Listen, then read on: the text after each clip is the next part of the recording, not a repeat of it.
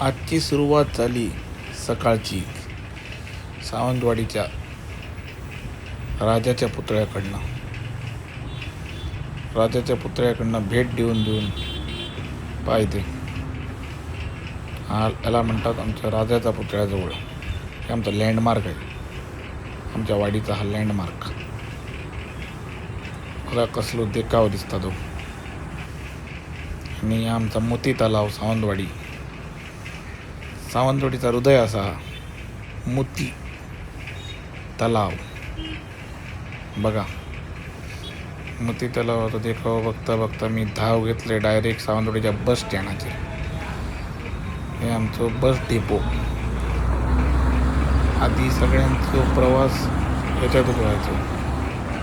शाळेच्या मुलांपासून ते मुंबईत जाणारे, ते फॉरेनाक जाणारे. पहिला ह्यात एक आमचा सोर्स होता म्हणतात तसा ट्रान्सपोर्टेशनचा.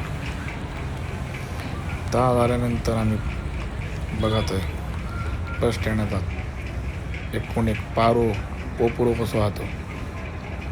धाव मारले लगेच मी जिमखान्या मैदानावर.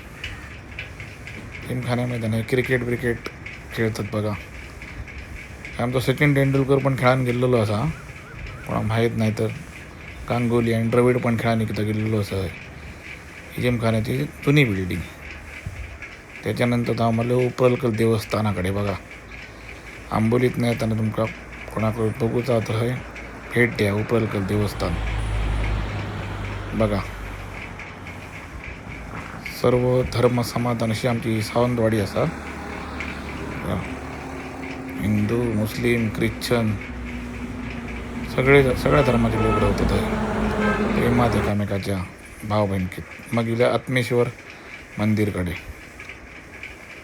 हा असं आत्मेश्वर मंदिर. आणि ही बाजूची तळी असताना ती पावसात ती विहीर ती भरान पाणी वाहतात त्याच्यातला ह्याचा. हे विहीर असा मध्ये तिथं पाणी भरत उपाट वाटतं. हा बघा देवस्थान कसा.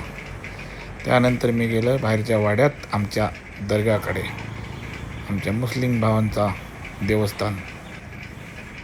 बघा,